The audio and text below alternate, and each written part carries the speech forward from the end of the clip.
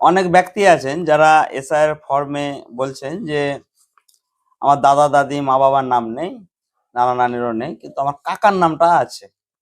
যে কোনো কারণে আমার বাবার নামটা ওঠেনি বা দাদা দাদি ওঠেনি, যে কোনো কারণে হতে পারে। তাহলে আমি কি লিখবো? যেমন এখনো পর্যন্ত যেহেতু কাকা লেখার অনুমতি নাই, হয়তো পরবর্তীকালে আসতেও পারে এরকম নিয়ম, সেটা সময় বলবে। কিন্তু যখন আপনার হিয়ারিং হবে, আপনি যাকে কাকা বলছেন বা বংশ বলছেন বা গোষ্ঠী বলছেন, সেটা কিন্তু আপনাকে কাগজে প্রমাণ করতে হবে, মুখে নয়। বারবার বলি আপনাকে, আপনি যে বলছেন এটা আমার বংশের লোক, মুখে বললে হবে না। এখন মুখে নয়, এটা প্রমাণ করতে হবে আপনাকে আপনার কাগজে, যে এটাই আমার বাপের ভাই, এটাই আমার বাপের বোন। এই জিনিসটা আপনার কাগজে প্রমাণ করতে হবে। সেটা কিভাবে করবেন দেখুন, একটা ছোট্ট উদাহরণ দিয়ে বলি। যে ধরুন আপনার বাবার আপনার দাদা দাদি আছে, ঠিক আছে?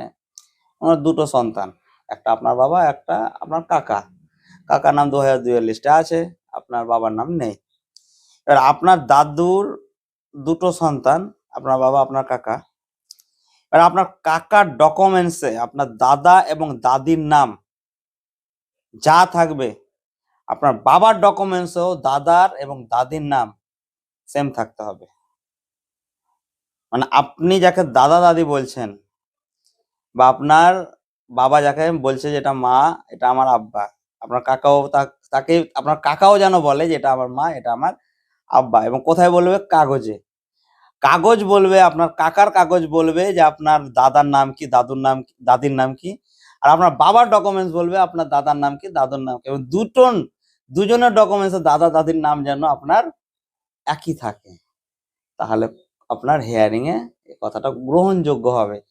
আর যদি দেখা গেল যে দুজনের ডকুমেন্টসে বাবা মায়ের নাম আলাদা হয়ে গেল, তাহলে কিন্তু কথাটা গ্রহণযোগ্যতাটা কমে যাবে।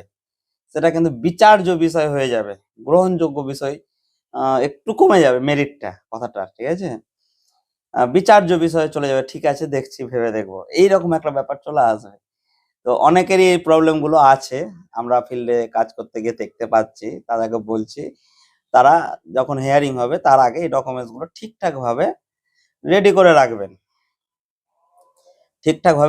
রাখবেন, যাতে হিয়ারিং এ গিয়ে আপনি আপনার মুখের কথাটাকে কাগজে ঠিকভাবে সহজভাবে আপনি বুঝিয়ে দিতে পারেন। এবার যদি আপনি হিয়ারিং এ গিয়ে আপনার মুখের কথা কাগজে প্রমাণ করতে না পারেন, এক্সপ্লেন করতে না পারেন, তাহলে তো বিচার্য বিষয়, তখন আর ওটা গ্রহণযোগ্য নয়, বিচার্য বিষয় হিসেবে